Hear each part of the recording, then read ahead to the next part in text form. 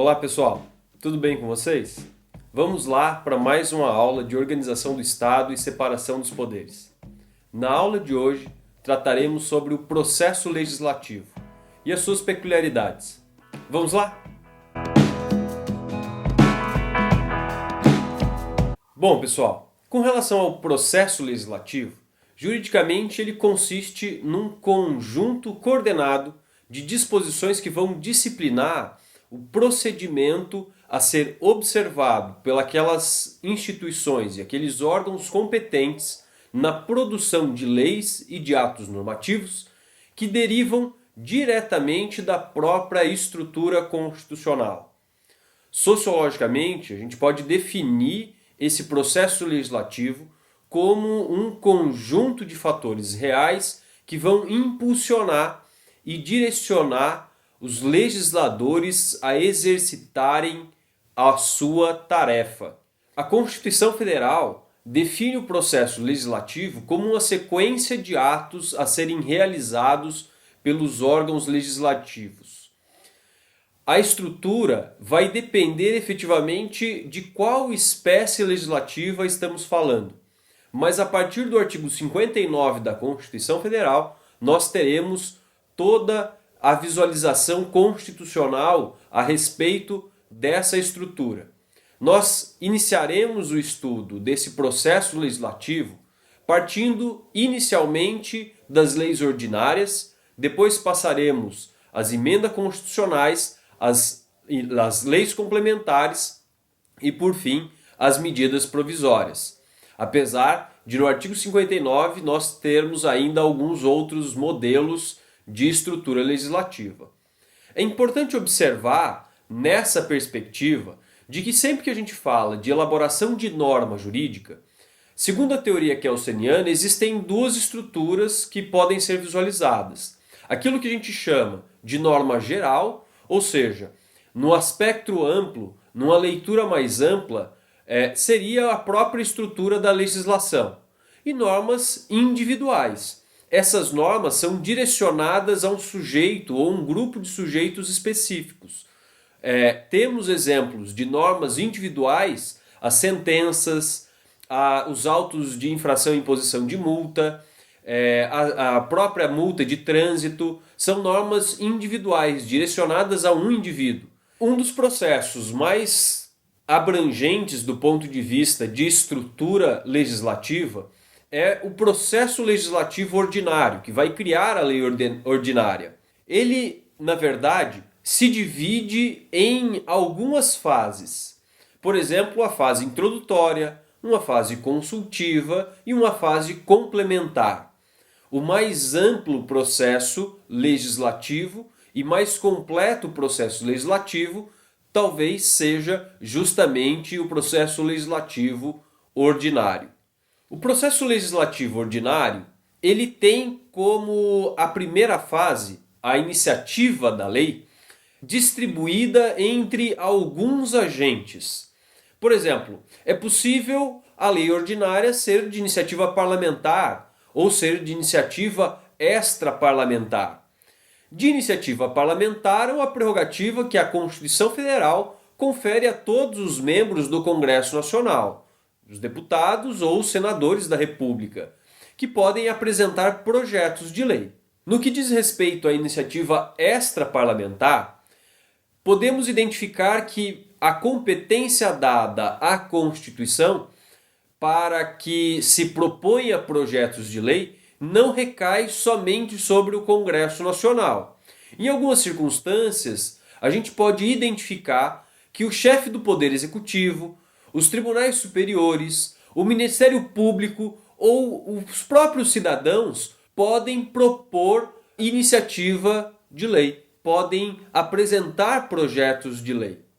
Por sua vez, a iniciativa concorrente significa dizer que vários são os agentes legitimados de uma só vez para a propositura de um projeto de lei. Por exemplo, os parlamentares e o presidente da República. Enquanto que iniciativa exclusiva é aquela reservada a determinado cargo, a determinado órgão, por exemplo, que estabelece na Constituição Federal o artigo 61, parágrafo 1º. Vale notar que uma das funções primordiais do exercício da iniciativa de lei é a apresentação de projetos de lei ao Congresso Nacional. Então, o Congresso Nacional ele vai analisar primeiramente o assunto, vai fazer uma deliberação principal, ou ele pode atuar como revisor, e aí ele faz uma deliberação revisional. Assim, a discussão e a votação dos projetos de lei de iniciativa do Presidente da República, ou do Supremo Tribunal Federal, ou dos tribunais superiores, ou até mesmo cidadãos, terão início na Câmara dos Deputados, conforme o que estabelece o artigo 61, parágrafo 2º, e também o artigo 64, caput, da Constituição Federal. Como vimos, o Poder Judiciário pode propor inicialmente um projeto de lei. E aí compete privativamente ao Supremo Tribunal Federal e aos tribunais superiores e aos tribunais de justiça propor ao Poder Legislativo respectivo, observado que está disposto lá no artigo 169 da Constituição Federal, a criação e extinção de cargos, remuneração dos seus serviços auxiliares, os juízes que lhe forem vinculados, bem como a fixação de subsídios dos membros e dos juízes, inclusive dos tribunais inferiores onde houver,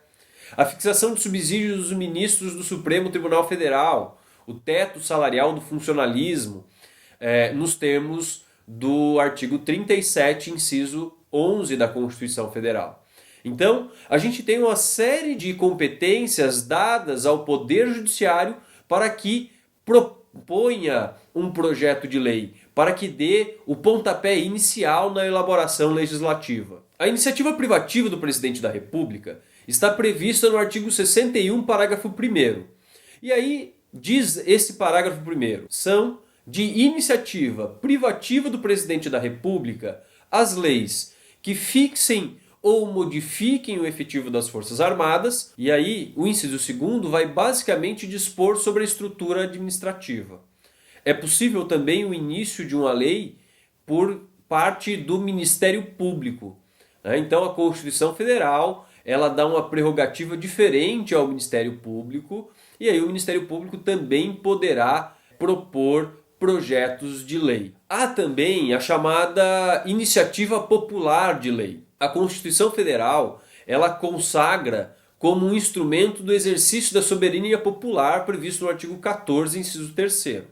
Essa iniciativa popular de lei ela pode ser exercida pela apresentação à Câmara dos Deputados de um projeto de lei subscrito por no mínimo 1% do eleitorado nacional, distribuído por pelo menos 5 estados, com não menos de 0,3% dos eleitorados de cada um deles. E vale notar que hoje, no Brasil, nós temos 146.609.219 eleitores.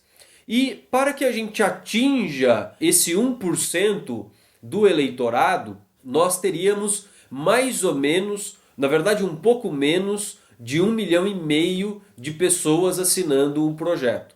Nós temos projetos que foram de iniciativa popular que são bastante conhecidos. Em 94, a lei do crimes hediondos, a partir do caso da Daniela Pérez, foi um projeto de lei de iniciativa popular. Mais recentemente, em 2010, tivemos o projeto da ficha limpa e mais recentemente ainda, aqui agora, em 2016, o movimento das 10 medidas de combate à corrupção. Todas essas aí, crimes hediondos, ficha limpa e das 10 medidas de combate à corrupção, foram projetos de lei apresentados por iniciativa popular. Depois da fase inicial do processo legislativo, tem a fase constitutiva. Nessa fase, uma vez apresentado o projeto de lei ao Congresso Nacional, haverá uma ampla discussão e votação sobre a matéria nas duas casas, delimitando-se o objeto a ser aprovado ou mesmo rejeitado pelo Poder Legislativo. Nesta fase de deliberação parlamentar, é possível a disposição de emendas parlamentares. Então, os parlamentares podem, eventualmente, emendar aquele projeto para deixar mais com a sua cara. E depois temos uma deliberação executiva. Na deliberação executiva, caberá ao presidente sancionar, expressa ou tacitamente, parcial ou totalmente, aquela lei, aquele projeto de lei que se tornará lei. Ou também vetar. O veto ele pode ser jurídico, por entender o presidente da República ser aquele projeto inconstitucional, ou político, por entender que é contrário aos interesses públicos, ou eventualmente jurídico e político, né? Entendendo haver uma inconstitucionalidade e ser contrário aos interesses da coletividade. O veto ele é sempre expresso, sempre motivado, ele pode ser parcial ou total, ele tem condição de ser supressivo, ou seja, ele vai retirar uma parcela, retirar um artigo, retirar um parágrafo, retirar um inciso, uma linha, etc. E também ele é superável. Por que superável?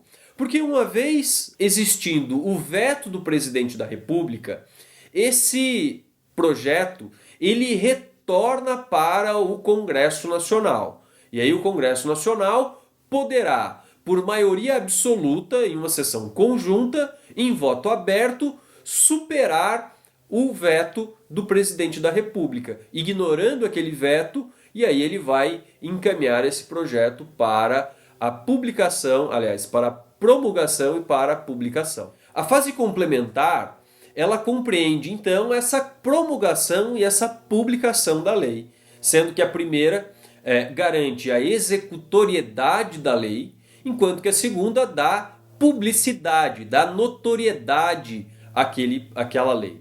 O ato de promulgar significa atestar que a ordem jurídica está sendo inovada, declarando que a lei existe e que, em consequência disso, deverá ser cumprida.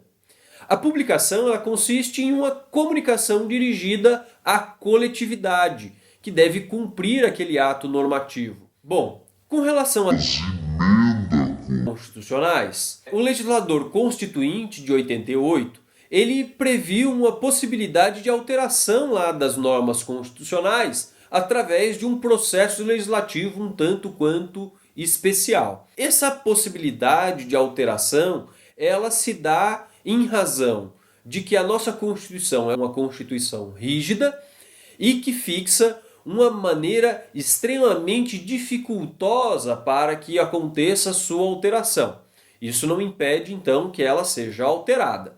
O fato é que há algumas limitações às emendas constitucionais e a gente vai começar a trabalhar por essas limitações. Essas limitações podem ser expressas, previstas na Constituição, e aí as expressas elas se subdividem em materiais, cláusulas pétreas, previstas no artigo 60, parágrafo 4º da Constituição Federal, podem ser circunstanciais, previstas no artigo 60, parágrafo 1º, ou podem ser formais, referentes ao processo legislativo. Então, o artigo 60, inciso 1º, 2º e 3º, e seus parágrafos 2º, 3º e 5º. As limitações podem ser implícitas também. Por exemplo, eu não posso suprimir uma limitação expressa da Constituição. O artigo 60, parágrafo 4º, prevê as cláusulas pétreas. Eu não posso, por uma emenda constitucional, ir lá e suprimir o parágrafo 4º do artigo 60, porque ele prevê as limitações expressas, mas ele não prevê a sua impossibilidade de alteração. Então, é possível, segundo o entendimento do STF, alterar para aumentar essas cláusulas pétreas, mas eu não poderia atuar para reduzi-las, por exemplo. Bom, eu também não posso, pela emenda constitucional, segundo a limitação implícita, alterar o titular do poder constituinte derivado reformador.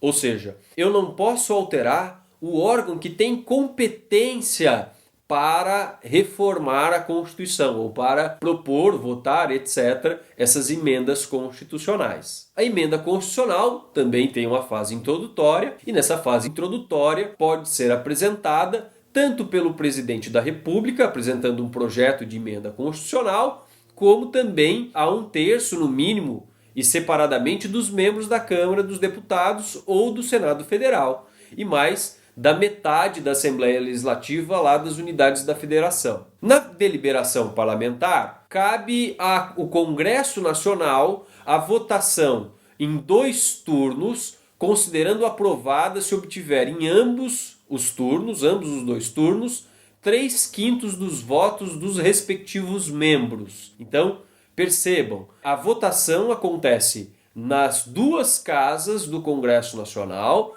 em 2 turnos, e ela é aprovada se obtiver pelo menos 3/5 dos votos. Independentemente de sanção ou de veto do presidente da República, a emenda constitucional ela tem um processo um pouquinho diferente, porque não dependerá do presidente da República para sancionar ou para vetar. A emenda constitucional ela caminha direto para a promulgação e para a sua publicação. Com relação à lei complementar, pode ser objeto de lei complementar as matérias taxativamente previstas na Constituição Federal. O quórum para aprovação de lei complementar é de maioria absoluta, que corresponde a 257 deputados, enquanto que lá no Senado Federal será de 41 senadores, independentemente do número de parlamentares presentes naquela sessão. Com relação à medida provisória, a medida provisória ela é editada pelo presidente da República e está prevista no artigo 62 da Constituição Federal. Ela pode ser editada no caso de relevância e urgência. Essa medida provisória ela é encaminhada ao Congresso Nacional, que pode aprovar ou que pode rejeitar. Se o Congresso Nacional aprovar, essa aprovação pode ser integral ou com alterações. Se ela for uma aprovação integral, converte-se a medida provisória em lei. Se for uma aprovação parcial ou uma aprovação com alterações, a conversão da medida provisória será em projeto de lei e não em lei. Com relação à rejeição pelo Congresso Nacional, essa rejeição pode ser expressa, e a regra é o efeito ex tunc, retroage ao momento de início daquela medida provisória, e ela implica na impossibilidade de reedição na mesma sessão legislativa, conforme dispõe o artigo 62, parágrafo 10º da Constituição Federal. E aí tem um ponto importante. A gente está vendo recentemente o Senado Federal discutindo sobre a questão da medida provisória da carteira de trabalho verde e amarela. E aí o entendimento é de que, uma vez rejeitada essa medida provisória, eu teria que esperar a próxima sessão legislativa para dar início a uma nova medida provisória. Alguns autores vão divergir com relação ao momento de reedição. Essa reedição, segundo o ministro Gilmar Mendes, conta-se do momento da rejeição. Então, se ela foi rejeitada nesta sessão legislativa, ela só poderá ser reeditada na próxima sessão legislativa. Mas alguns autores também entendem que a reedição na próxima sessão legislativa conta-se da edição. Então, nesse entendimento, a ideia é de que, se eu penso em reedição, eu estou contando da edição. Então, sendo rejeitada na mesma sessão legislativa ou na sessão legislativa seguinte, pouco importa para os efeitos de uma nova edição, de uma reedição daquela medida provisória. Então, contaria-se a sessão legislativa em que ela foi editada e não de quando ela foi rejeitada. Então essa é uma divergência. Essa rejeição ela pode ser tácita também, por conta de uma inércia, de um não agir, de um não caminhar do Congresso Nacional. Neste caso, a medida provisória ela vai produzir efeitos durante aquele lapso temporal de 60 dias. Então, entre a medida provisória e o seu caducar, entre o seu ser rejeitada tacitamente, ela esteve apta a produzir os seus efeitos. E aí ela deixaria de produzir efeitos dali para diante. Bom, pessoal, por hoje era isso que tínhamos para visualizar. Tratamos basicamente do processo legislativo, seus objetos, ritos e peculiaridades, no tocante a alguns tipos de processo legislativo. mais especificamente da lei ordinária, da lei complementar, da medida provisória e também da emenda à Constituição. Espero que tenha ajudado no estudo de vocês. Um grande abraço e fiquem bem!